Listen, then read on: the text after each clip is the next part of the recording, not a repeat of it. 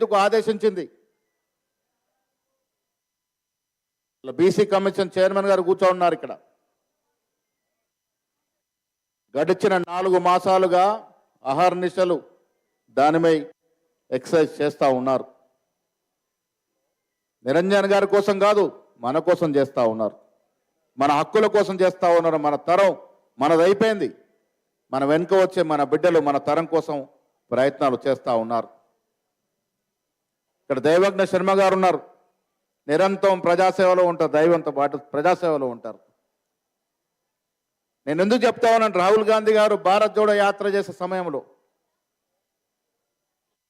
కన్యాకుమారి నుంచి కశ్మీర్ వరకు చేసిన యాత్రలో వారికి వచ్చిన సలహాలు సూచనలే కాకుండా చాలా చోట్ల ప్రజల ఆక్రందనలు, ప్రజల ఏడ్పులు, ప్రజల బాధను అర్థం చేసుకొని ఈ దేశంలో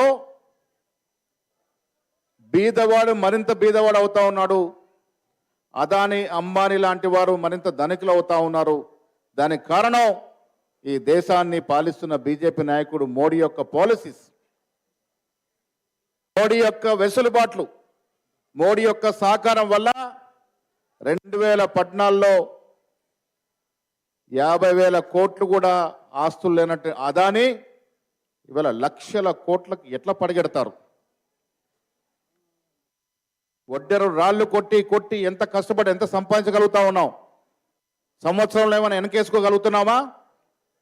మరి ఏమీ వ్యాపారం లేని అదాని ఇన్ని లక్షల కోట్లకు ఎట్లా పడిగెడతా ఉన్నాడు? ఎవరు సొత్తు దోసుకొని పడిగెడతా ఉన్నాడు? ప్రజల సొత్తు, ప్రజల సొత్తుని ప్రభుత్వ సహకారంతో కొల్లగొట్టేస్తా ఉన్నారు. ఇలా అదాని అంబానీలు ఎందుకు అంత పెద్ద ఎత్తున ఎదుగుతా ఉన్నారు? ఇది మోడీ వెసులుబాటు వల్ల, మోడీ ప్రభుత్వం తీసుకున్న పాలసీల వల్ల. దీన్ని అధిగమించాలంటే ఈ దేశంలో బీదవారికి రావాల్సిన వాటా, ప్రభుత్వ పరంగా రావాల్సిన వాటా బీదవారికి రావాలి అంటే రిజర్వేషన్లు ఒకటే మార్గం అని గ్రహించినట్టు రాహుల్ గాంధీ గారు కుల సర్వేకి శ్రీకారం చుట్టారు.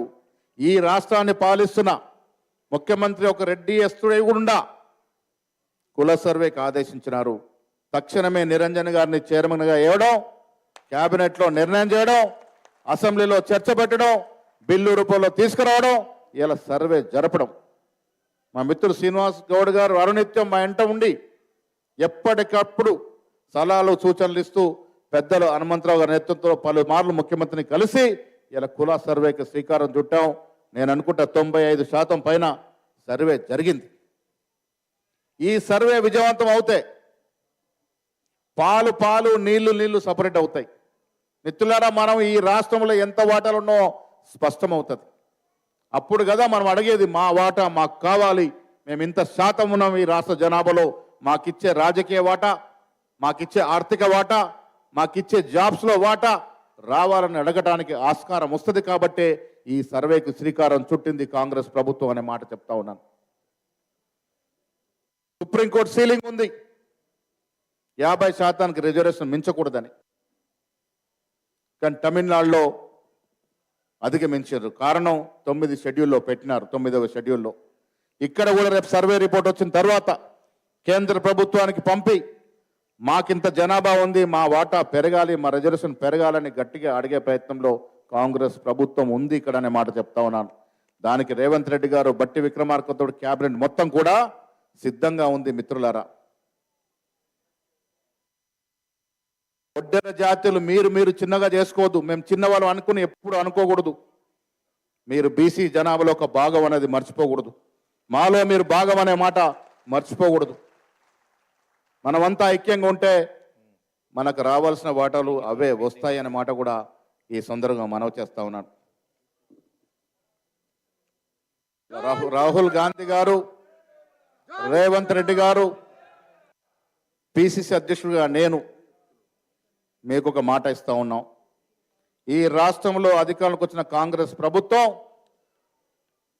మీ సహకారం లేకుండా రాలే, మీరందరూ గట్టిగా నిలబడితేనే వచ్చింది. మీరు తెచ్చుకున్న ప్రభుత్వం కాబట్టి మీకోసం పనిచేస్తున్న మాట కూడా సందర్భంగా మనవి చేస్తా ఉన్నాను. మిత్రులు అడిగినారు ప్రత్యేక కార్పొరేషన్ అని, ప్రయత్నం చేస్తాం, ముఖ్యమంత్రితో మాట్లాడతాం. పెద్దలు హనుమంతరావు గారు ఉన్నారు, నిరంజన్ గారు ఉన్నారు, జైపాల్ గారు ఉన్నారు, డెఫినెట్గా మాట్లాడే ప్రయత్నం చేస్తాం. 15% రిజర్వేషన్ గురించి అన్నారు. జనాభా లెక్కలు తేలిన తర్వాత మీరు ఎంత శాతంలో ఉంటే అంత రిజర్వేషన్ అడిగే హక్కు మనకు వస్తుంది. ఏ కులం ఎంత జనాభా ఉంటే అంత అడిగే హక్కు ఉంటుంది. మైనింగ్ రిజర్వ్ అన్నారు, దాన్ని కూడా ముఖ్యమంత్రి చర్చిస్తాం. మిత్రులారా, ప్రభుత్వ పరంగా మీకు రావాల్సిన వాటా విషయంలో డెఫినెట్గా ప్రయత్నం చేస్తాం. జైపాల్ గారు మాతో పాటు పీసీ ప్రధాన కార్యదర్శిగా ఉండే, కార్పొరేషన్ చైర్మన్ లిస్ట్ అయిపోయింది. నాకు ఎప్పుడో రాత్రి గుర్తొచ్చింది 11 గంటలకి, ఎక్కడో మిస్ అయినాం, జైపాల్ గారి పేరు మిస్ అయిందని. నేను 11:30కి ముఖ్యమంత్రి గారు నిద్రలేపి చెప్పిన, జైపాల్ గారు మనతో పాటు కష్టపడ్డారు. ఒడ్డెర జాతి నుంచి ఆ స్థాయికి ఎదిగిన నాయకుడు, ఆర్థికంగా కొంత బలంగా ఉన్న నాయకుడు, ఆయన పేరు లిస్టులో లేదని. పొద్దున మళ్ళీ 9 గంటలకు ఆయన పేరు లిస్టులో యాడ్ అయింది, చైర్మన్ అయినారు.